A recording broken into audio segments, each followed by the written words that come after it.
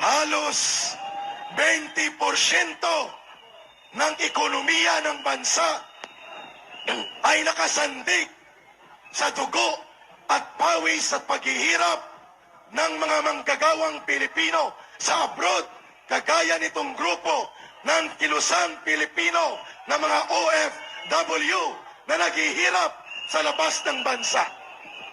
Ekonomiyang nabubuhay sa dugo at paghihirap ng kanyang mga mamamayan na nagpapaalipin sa mga dayuhang bansa ay isang lipunan na may sakit ang ating ekonomiya, pero ipinapaliwala ng gobyernong ito ang ganyang kalagayan. Anong uri ng pagmamalasakit mayroon ang gobyernong ito?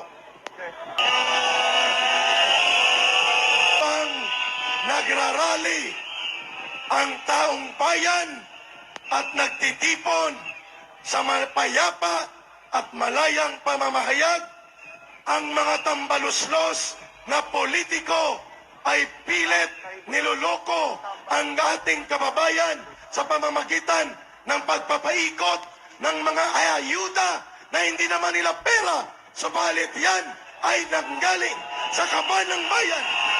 Los, wala kay pulos. Tabalos, wala